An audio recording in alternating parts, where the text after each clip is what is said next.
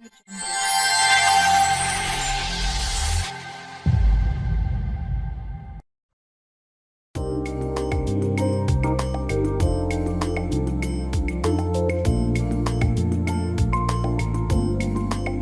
you guys. Thanks for stopping by. I wanted to take a moment right now and remind you to watch and check out my GMC DIY playlist. I've got tons of repair videos for your GMC Yukon Denali, all-wheel drive 6.0 engine. These same repairs can be applied to Suburbans, Tahoes, and Escalades. If you would like to check out these videos, click above on the right-hand corner. It'll take you there. As you watch these videos, you'll see it doesn't take very many tools, and it doesn't take a lot of experience or technical skills, which in turn is going to save you a lot of money. Speaking about playlists, check out my other playlists and see other ways that I can show you how to save money. But before you do any of that, remember to like and subscribe. That way you can see my newest videos that come up. And don't forget to hit that bell. Believe it or not, this really helps my channel. One more thing, if you like the closed caption translated, click on the lower right-hand corner and pick the language that you like for it to be translated into. Currently, right now, it's translated in 60 languages. Okay, with that, let's get into the video. Have you ever driven somewhere and been caught in a snowstorm and you don't have any chains in your car? Or maybe you do have chains but feel intimidated about putting the chains on? Well, this happens to drivers all the time. Even if you have an all-season tire or four-wheel drive, there's still a chance you will lose traction. You see what happens to people that lose traction every year. So it's a good idea to be prepared and have some chains handy. Let me show you how easy these things are to put on. Well, the first thing you're going to want to do is get some chains if you don't have any. There's a lot of different chains out there for different purposes. So you have to do your own homework, or you can go to a tire shop and ask what people typically in your area use. Like I said, there's a lot of different chains for different purposes and different prices. I myself like these diamond-shaped chains. For me, it gives me better traction. Plus, they're somewhat quiet, as opposed to a ladder-type chain like this one. The ladder-type chains don't give you lateral control as the diamond chains do. Once you decide what kind of chain you would like to use, before purchasing your chain, you're going to need to know your tire size. If you want to know your tire size, you can find your tire size on the side of your door. This is the size tire that the factory recommends. The next thing you want to do is look at your tire to make sure that it's the same size that's on the door. If your tire has a different number, meaning if it's bigger than the tire size that's on the door, you may have to take it to a tire store to make sure that if you put chains on, it's not going to disrupt anything in the wheel well or do any damage. Now, if you notice on the tire size here in the beginning, and it has the letters LT, meaning light truck. So when I buy my chains, I know they'll be durable for a light truck. If you'd like to know how I got these tires for 300 bucks, click above on the right-hand corner and it'll take you there. These are the chains that I bought. They're sold by a local tire shop. I got these off of Craigslist for 20 bucks, and they're still in great condition. Let's look at the tag to make sure we got the right size. As you can see, here's the label, and here's the size of the tire that we need. 265/70 R17. The R means the rim size, 17 inches. And there's the LT we need, light truck. So we're good to go.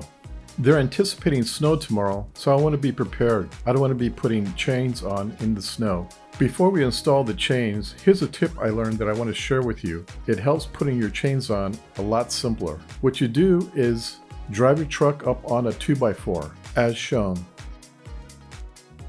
Next, we're going to take the chains out. As you see, you're going to have two sets of chains. They should be each in a plastic bag. If not, get a plastic bag for them. Otherwise, the chains will get tangled up. You should have a set of instructions. Typically, they're made out of plastic. The reason why it's made out of plastic, in case you get stuck out in the snow, you could put this plastic down in front of the tire. That way you can get on your knees and not get wet. Be careful though, snow on plastic can be slippery. Okay, let's take the chains out of the bag.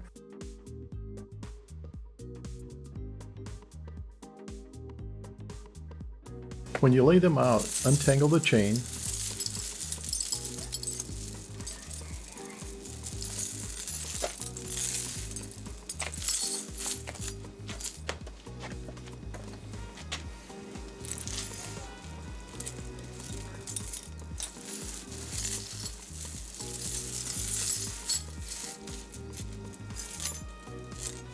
And when you lay it out, you'll want, on mine, put the yellow side on your left side. You want to make sure that the loops like this are facing you. If you do it the opposite way, it'll rub your tires and may damage them.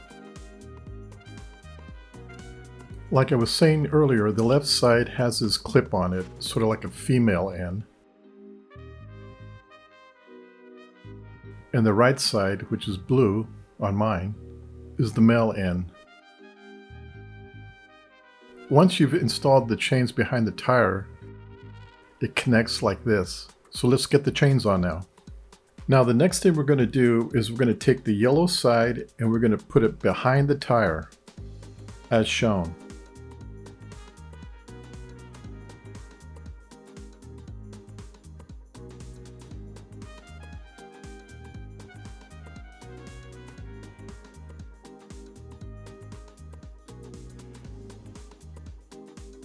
Once you've got it fished through, you're going to connect the yellow side with the blue side like I showed you earlier. You're going to have to reach in there and connect the two together as shown.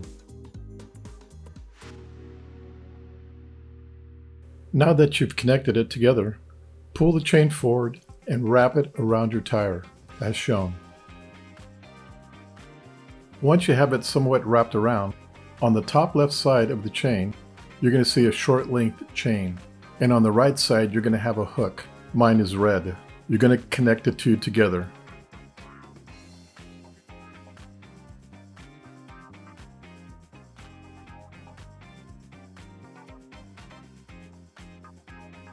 Once you've hooked them together, make sure the chain is to the center of the tire. You'll want this straight piece of chain where the red arrow's at in the center of the tire. Just kind of work around the upper half and kind of center the chain.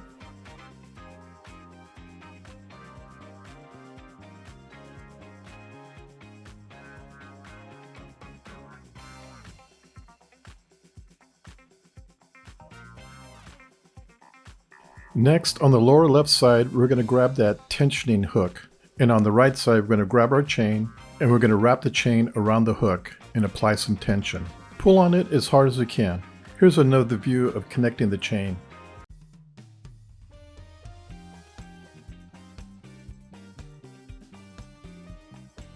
Once you have applied some tension to it, you're going to take the end of the chain, you're going to fish it through those two rings or loops.